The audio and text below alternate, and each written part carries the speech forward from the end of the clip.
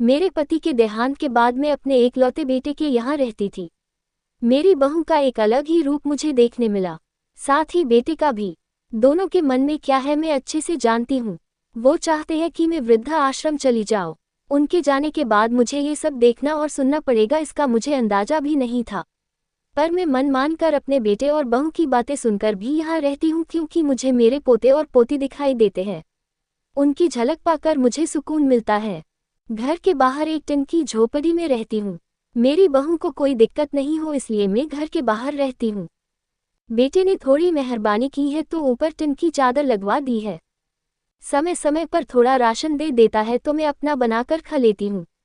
मैंने अपने बेटे को कह दिया है कि मेरी वजह से उन दोनों को कोई प्रॉब्लम नहीं होगी, बस मुझे यही रहने दे, इसी घर में मुझे मर जाने दे।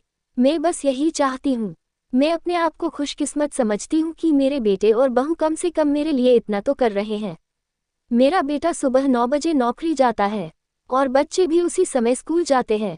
फिर शाम को 6 बजे मेरा बेटा वापस आता है। बच्चे 3 बजे आते हैं। उन्हें आते जाते निकलते देख मुझे बड़ा सुकून मिलता है। मेरे पति के दोस्त जब कई दिनों बाद आए, मेरे पति के दोस्त थे, उनकी पत्नी का भी स्वर्गवास हो गया है।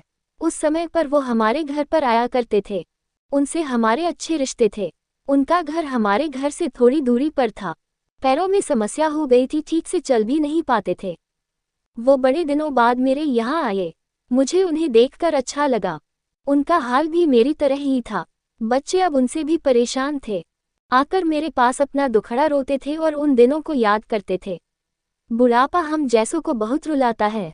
उनकी पत्नी का स्वर्गवास हो गया था और उन्हें चलने उठने में समस्या थी, इसलिए वो तो अपना खाना भी नहीं पाते थे। मेरे पास आए तो मैं समझ गई कि यह इतनी मुसीबत में चलकर पुराने दोस्तों के यहाँ चाय और खाने की चाह में ही जाते होंगे। उनकी भी अपनी मजबूरी थी। वो आए तो मैंने उनके लिए खाना बनाया और उन्हें खिलाया। मना कर रहे थे नहीं खाना, लेकिन मुझे पता था कि उनको भूख लगी है। बहू ने खाना नहीं दिया। मेरी बहू ने मुझे और उन्हें खाना खाते देख लिया। वो कुछ भी ना बोली। जब भी वो आते मैं उन्हें खाना खिलाती। फिर उनके जाने के बाद जब मेरा बेटा आया तो बहू कहती है कि तुम्हारी माँ कितनी बेशर्म है, पता नहीं किस किस को आजकल बुलाकर खाना खिला रही है। बड़ी मुश्किल से कमाया जाता है और ये लुटाने में लगी। इनका राशन बंद करो, कुछ दिन भूखी रहेगी तो अक्ल ठिकाने आएगी। मैंने कहा कि मैं अपने हिस्से का उन्हें खिलाती हूँ, तुम्हारे पिता के पुराने मित्र हैं। फिर भी बहू का उल्टा सीधा बोलना शुरू रहा। घर के बाहर रहकर इनको आज़ादी मिल गई है, पता नहीं क्या क्या करती है। बेटा भी बोला कि कुछ दिन भूखा ही रहने दो इन्हें। मुझे मेरे बेटे ने घर के पीछे सीढ़ी के पास ले जाकर बिठा दिया, कहा कि अब यही बैठो। मेरे तो अब आंसू भी सूख गए थे। अगले दिन मुझे खाना नहीं मिला। मेरे टिन के उस छोटे से कमरे को बहू ने तोड़ दिया। तब मुझे लगा कि अब मैं गलत कर रही हूँ। एक दिन पूरा भूखा रहने के बाद मैंने सोचा कि मैं गलत कर रही हूँ।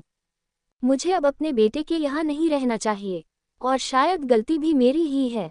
मेरी ही परवरिश में कोई कमी रही है, तभी तो ये परिणाम आया।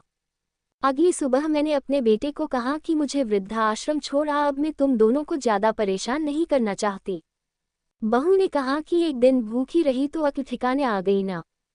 बेटे के चेहरे पर भी अजीब सी खुशी थी, जल्दी से तैयार हो गया मुझे छोड़ने के लिए। बहू कह रही थी कि आज की छुट्टी ले लो, यही आसपास मत छोड़ आना, कहीं 3 दिन में वापस आ जाए। मैंने अपनी बहू से कहा कि बेटी चिंता मत कर, मैं अब नहीं आऊंगी। मैंने अपने पोता पोती को गले लगाया। मुझे पता था कि अब मिलना नहीं हो पाएगा। बेटी को भी चाहती थी कि एक बार जी भर के गले लगा लूं, लेकिन वो बोला चलो जल्दी करो। मैंने बहू को कहा कि बेटी अपना ध्यान रखना। मेरा बेटा मुझे छोड़ आया। वहां आकर मैंने देखा कि मेरी तरह कई है। थोड़े दिन उदास रहते हैं, फिर सच को स्वीकार कर लेते हैं। मैं अब यहाँ खुश हूँ, कुछ काम भी करती हूँ। मैं चाहती हूँ कि ऐसा कहूँ कि ऐसा किसी के साथ ना हो, लेकिन ऐसा कब किसके साथ हो जाए कोई बता नहीं सकता। लेकिन माँ बाप को ऐसे समय के लिए भी तैयार रहना चाहिए। बस बच्चों को पाल कर बड़ा कर दो, उनसे कुछ उम्मीद मत रखो।